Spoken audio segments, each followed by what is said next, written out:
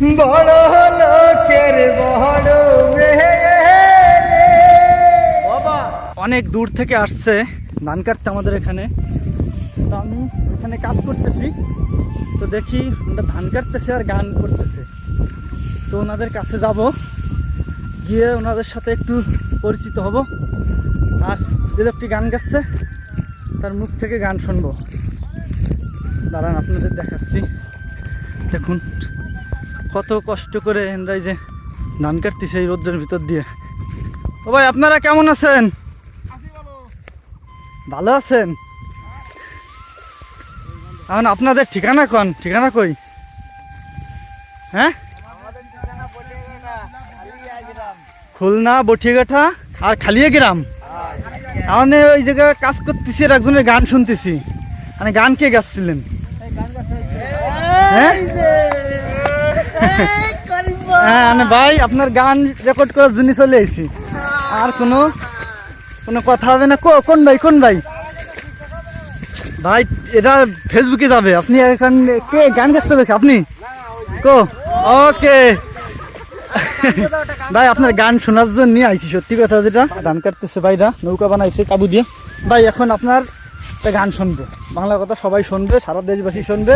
সুন্দর একটা টানের গান করবেন, ঠিক আছে? এই যে যেমন এত সময় গাইছেন না, টান দিয়ে এরকম।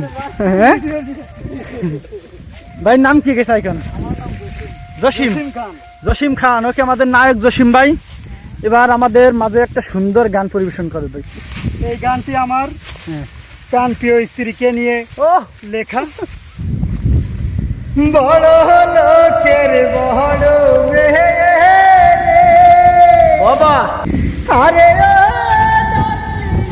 আমার গানের বিউটি, আশায় আশায় আর কত কাল করব আমি ডিউটি।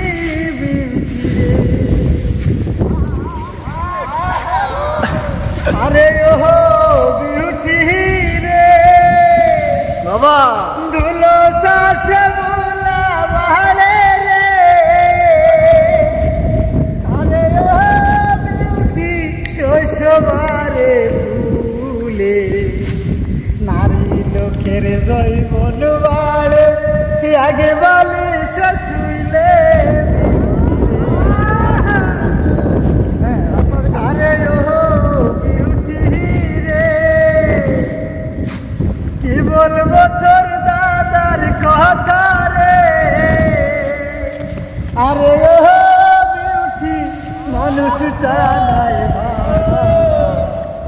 60 বছরে কেমনে বুঝবে 22 বছরের জ্বালা বিউটি। বাবা ধন্যবাদ, অনেক অনেক ধন্যবাদ জসিম ভাইকে এত সুন্দর একটা গান শোনানোর জন্য। তো দেখেন আমাদের অঞ্চলে ধান কাটছে, দুদিন আগে দেখাইছি আমাদের ধান কাটছিল। আর এই যে এখন এমন একটা পরিবেশ হয়েছে, না যাচ্ছে শুকনায়, না যাচ্ছে নৌকায়।